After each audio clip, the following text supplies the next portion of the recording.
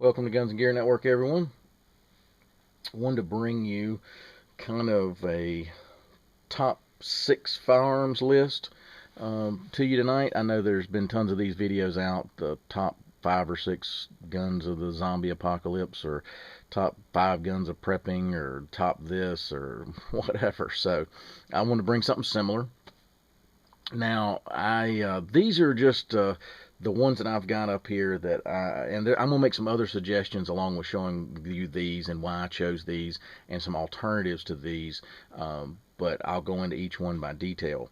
I do. A lot of people ask my opinion sometimes of what should I buy, or what should I buy first, what should I have on hand, and all that. And so tonight I'm gonna go over a few of those things. I do some firearms training, a few seminars, and people ask those questions, and I thought I'd just put it in a video and kind of show everybody my thoughts on and why. So the first thing I would recommend, if somebody says, look, I don't own a firearm, but I want to buy 6 and I've got a budget, of whatever, then they'll say, but I don't want to buy them all at once because I don't want to spend all that money, but I want to buy them over the course of a year or so. What would you recommend? First thing is, buy you a good quality pistol. Now, this is personal preference as far as, do I buy what I call a duty or service firearm first, or do I buy a compact concealable first? That's kind of personal preference, because if somebody doesn't own a firearm at all, I would probably go with recommending, and they want to conceal carry, obviously I'm going to recommend one of the smaller compact versions. So, but I recommend, if you're going to buy a pistol, buy one or the other. I personally like a full-size duty style pistol, and my choice goes to Glock. And the reason is, there's a few different reasons, and there's one that sticks out in particular reason, and that's why I always will have a Glock in my collection. I don't care, if I like the 1911s, 2011 frame, any of that type stuff, the H&K platform, the European style platforms of pistols, I like them. I like a lot of different ones. However, you'll never see me without a Glock, and here's why. They're reliable. They've been proven in the field. They obviously, we know their usage within the law enforcement and some military services, but definitely law enforcement. They're a proven platform. They don't have a lot of, buttons and all this other stuff you need to push, pull, on, off. Is it on? Is it off? You pull it out, you pull the trigger, it goes bang. So the other few reasons that I choose Glock, and few of the main reasons, is parts are available. Parts are easy to get. There's tons of not only factory OEM parts, there's tons of aftermarket parts. So it's not a matter of trying to call the factory to get a spring or this, or go into some schematic on some website from the factory and picking out that spring and trying to get it in. You can literally find every part of this pistol except for the frame separate, as because that's ATF obviously part that requires a little more paperwork and stuff to get, because it's basically the firearm. But everything else, the slides, the magazines, the springs, the triggers, everything can be found over the internet. Hundreds of websites have it. You can buy you a small parts kit to put back, and that's part of the reason. The other reason is, this firearm is, unless there's another one, maybe one of you guys can chime in and let me know, but I know of no other pistol that can be taken completely apart with a punch. Every one of them that I know of has some type of, screws, or, you have to have a screwdriver, you have to have some tools besides just a punch. So, reliability, parts, and the parts are reasonable, very reasonable. You can buy springs $7-8. I mean, they're very reasonable. I don't want to call them cheap, because that's, they're not a cheap product, but they are cheap in price. So, and this gun can be basically torn down with a punch, and with any decent amount of home gunsmithing capability, you can fix anything that's wrong with that pistol right at your house. That's what I like about it.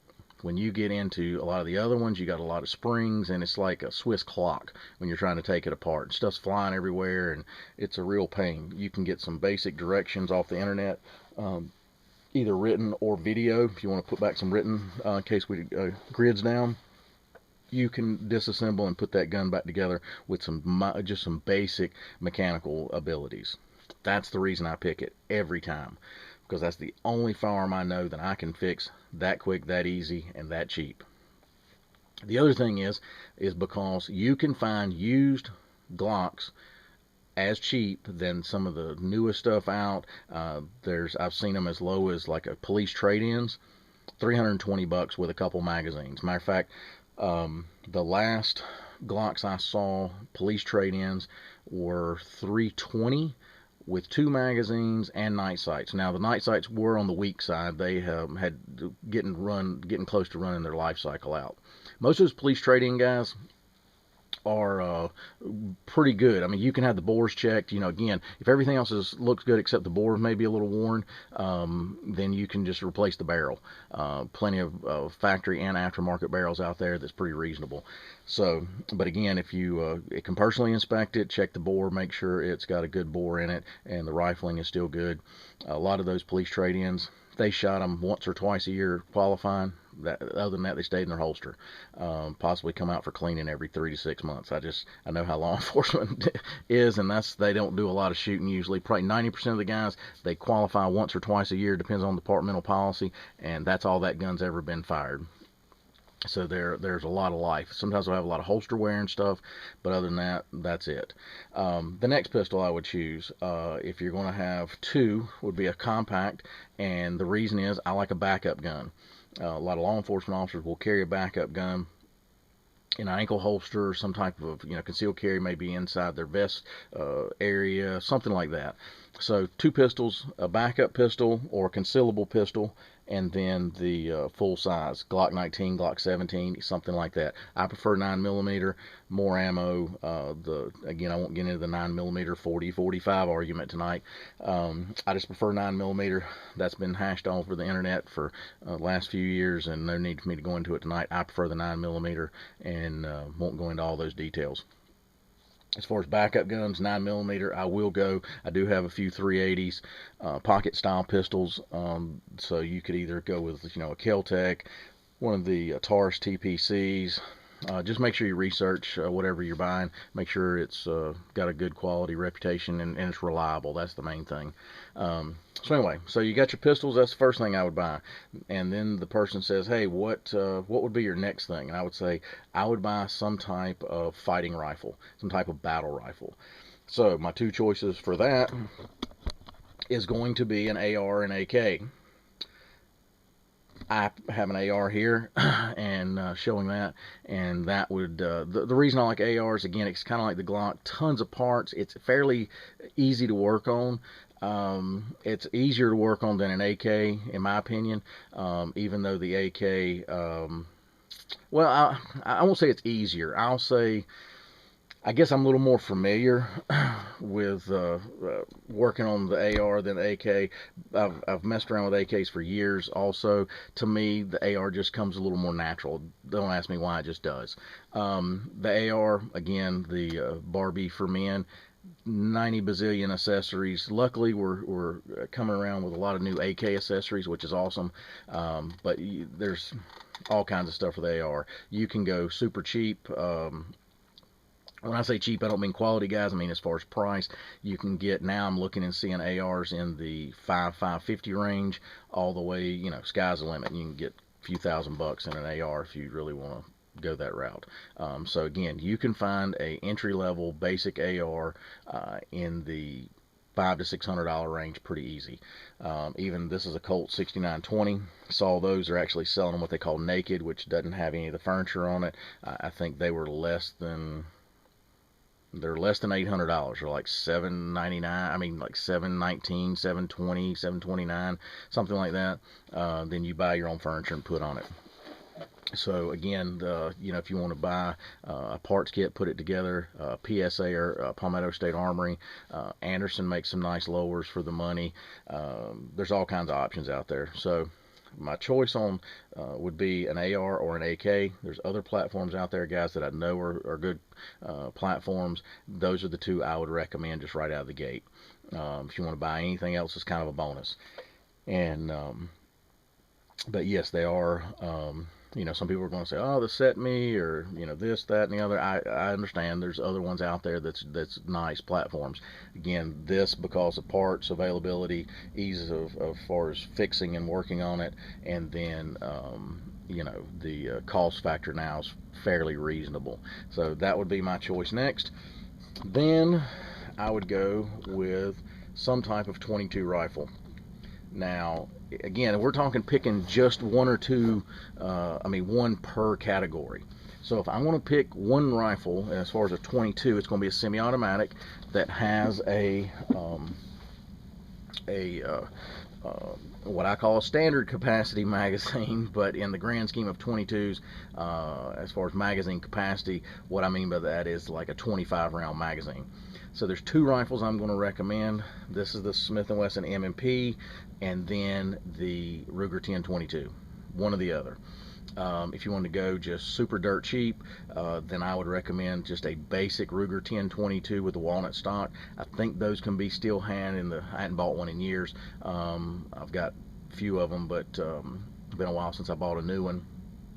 I think they're 229, something like that, maybe 230, 240, 250. I don't think they're 250 yet. They could be, but basic one of those. And some of the, especially since Ruger started doing their own magazines back in the day when we were using the aftermarket magazines for Ruger 1022s, they were kind of hit and miss. But since Ruger came out with that BX25 magazine, yeah, that would be a good choice. So either the Smith & Wesson M&P or the Ruger 1022 would be my suggestion on those. You could also look at, some people say, well, I might get an AR conversion, 22 conversion for my AR. The problem I have with that, I've got a conversion actually. The problem I have with that, we're talking, this is all the money you're going to spend. If I go and spend, when you get into just buying a new bolt for your AR, you get into some accuracy issues because of twist rates and bullet weight, because of bullet weight and all that other stuff. So it changes and it's not quite as accurate. And so and then when you get into a dedicated upper, by that time you could literally buy another rifle. So again, the M&P, the reason I like the M&P, it's after it's been out a few years now, it's been proven reliable, durable, and it has had very little problems that I've known of, and that right there's had thousands of rounds shot through it. Everything's fine with it. Magazines are reliable. They actually fit your standard MOLLE gear that you would have for your other for an AR, full-size AR. So that's good. I can kind of cross back and forth, and I can use this as a trainer, trying to train somebody or even doing some practice myself, that sort of thing, to save some money. The other reason I recommend having a 22, they're obviously quiet. If you have certain ammo, even without a suppressor, they can take small game. They're fairly inexpensive to shoot. I realize 22 ammo has gotten a lot more expensive over the last couple years and harder to find, but it's definitely cheaper to shoot if you can find the ammo. Gives you time to do some practice and that sort of thing. If you got somebody that's recoil sensitive or somebody that's even noise sensitive, some people are a little almost scared of both the recoil and the noise. 22, you could put that in the hands of anybody, and as far as may not be the best self-defense, but it's better than a sharp stick. So at least I have an option that I could hand this to somebody and say, here, it doesn't really kick, it doesn't really make a lot of noise, and they could use it in a pinch. So always have a 22 rifle. The next thing I would recommend, if we're getting into, let's say, one other category, and that's always going to be a shotgun. Now there's two shotguns that I recommend: Mossberg 500, Remington 870. And when you get into the Mossberg 500, I also would recommend the Mossberg Maverick 88. It's called the Maverick 88, made by Mossberg.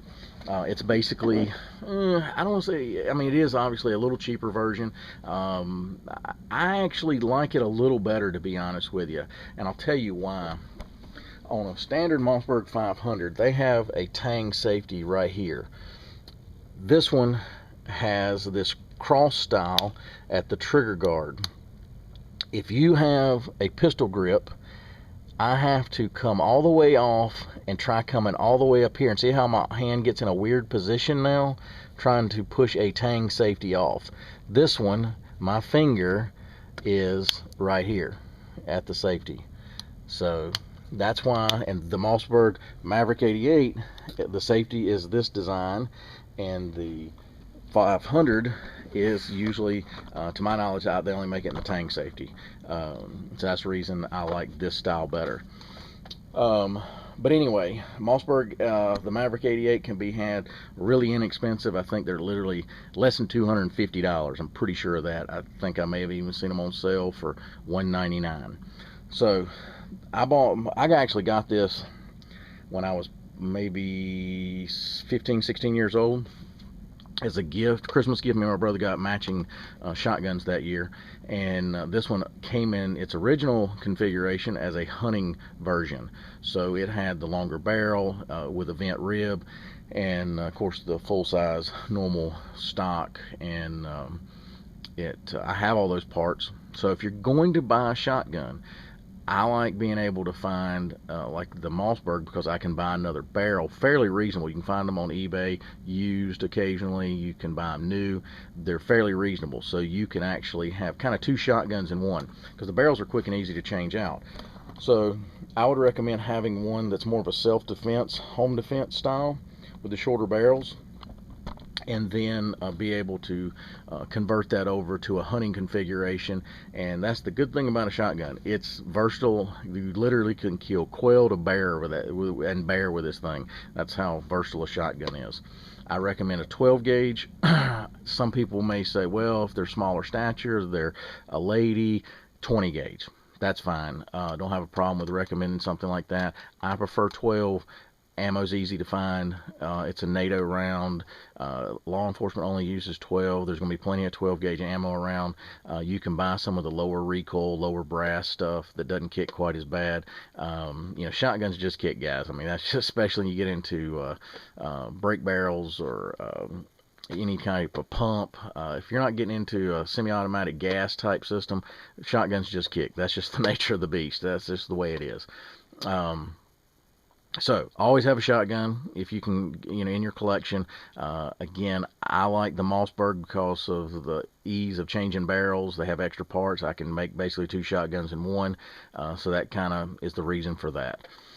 All right, so as a bonus rifle or a bonus weapon, I like having a long range option. Now that right there is a Savage Model 10. That's obviously custom with a lot of different parts and changed around. I actually did a video about that particular rifle. If you want to go find that, I did a complete video on it. So that's an expensive setup. I'll be honest with you. I mean, I've got like a couple $1,000 and a little over $2,000 in the whole thing. That can be pretty expensive for people. So what would I recommend if you didn't want to spend that much? There's two that stand out that's came out recently in the past few years that I think are good budget priced long range options, and that would be either the Savage Axis or the Ruger American. One of those two would be excellent to have. They're been out a few years now. They've got a good reputation. So either one of those, the Savage Axis, then you get, or the Ruger American, if you want to look at a little more expensive option, the Savage Model 10, or obviously the Remington 700. Both of them well-known, good platforms. Me personally, over the last, I used to be a Remington person. Stuck with Remington for many years. I always never shied away from Savage because I've had a few Savages over the years. But the more I read about Savage and people talking about how good they were and this and that, I decided to try building a Savage and see what it was about. I really like them, guys. I have to admit. I still own some Remingtons, but I really like the Savage. I'll be honest with you. They're good quality. They're super accurate. So if you're going to do that, you have a long range option. I recommend a decent scope. Don't go out and go buy, some $100 3x9 scope from Walmart. Do not do that. Spend a little bit extra on a scope. You can have a good quality scope for less than $350 that is proven reliable and accurate and all that. There's 3 different types that I would recommend. The top one in the less than $300 range is one of the 300 or less, 320 or less, 350 or less, would be the SWFA SS. It used to be known as the Super Sniper, now it's just called the SS. They make fixed power scopes with the rear parallax adjustment for $299. And they are proven, they're well known. You can do all kinds of research on the internet for them. Everybody will recommend them. They're just good quality, solid built scopes. So if you're going to buy fixed power, you have some limitations with that, because if you get like a 10 power or up, it starts getting very difficult to hunt unless you are out west shooting over long distances, because the field of view gets pretty tight and pretty small. So you get into a heavy, brushy, woody area, 10 power scope's going to be pretty tough to use. So that's going to be the drawback to that. However, I will say this: the military for years and years and years used a fixed power 10 power scope, a fixed 10 power scope. So that is about what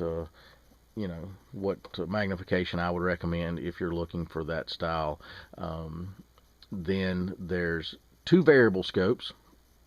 If you still want to stay in a pretty tight budget but wanted a variable, there's 2 of them I recommend. One is the primary arms, 3x15x42 first focal plane.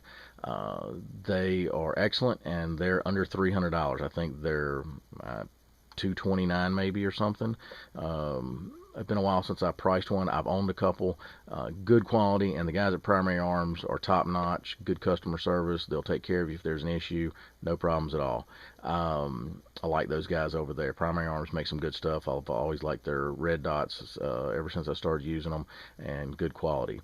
So you have the Primary Arms if you really are set on having a variable scope. I understand that. And the other one is BSA 3x15x42 tactical scope. It's a first focal plane. It's a Midway USA exclusive. I think that Midway teamed up with BSA and had that scope built to their specifications and so forth. So those would be and then Vortex makes some nice scopes. You can look at those. But as far as if you're trying to stay in a budget, the SWFA, the Vortex, Primary Arms, or that's the only BSA that I can comfortably recommend. No BSA's come a long way in the last few years, but I've owned that scope. It's a good quality scope. I didn't have any issues out of it. It's accurate. It repeats 0. So I'm familiar with that one. I know BSA like's kind of been all over the board as far as quality and so forth, but the one from Midway USA, I do know works, and it's very similar price to the Primary Arms. So that would be my recommendation on the long range. I would also make sure you get a good quality bipod for the front. Then I would make sure you get a nice sling for your long range option. So anyway, guys, that's my choices. And again, like I said, I tried filling in with some alternatives to what I actually show here. Again, this is all personal preference. Everybody can recommend this. People say, oh, you should get a Mosin, or you should get this or that, or a bolt action 22 this, or a single shot shotgun. I can hear it now. There's a reason why I recommend this. Obviously, with the pump shotgun, the Mossberg 500, or one of those, you have it's obviously more versatile than a single shot. And so that's why I say, I'm not saying there's anything wrong with any of those firearms. I'm just saying that's the reason I chose mine. as far as what I would recommend. I own a lot of those that people may recommend, like a Mosin or the single shot, like an H&R style 12 gauge or something. I may own those. It just wouldn't be my first choice to recommendation, as far as a recommendation. And also people say, well, look, I've only got $200 to spend. What would you recommend? Well, that changes what I would recommend. And sometimes I would say, well, I would probably save up and buy this, but if you had to spend the 200, I would recommend, look, if you can't buy anything else, buy, the single shot H&R, or something like that. So like I said, this varies from, person to person and budget to budget and people's opinions and all that. But anyway, I wanted to bring you this little short video. It's not really short now. It's kind of drug out a little longer than I wanted, but I hope this has been helpful.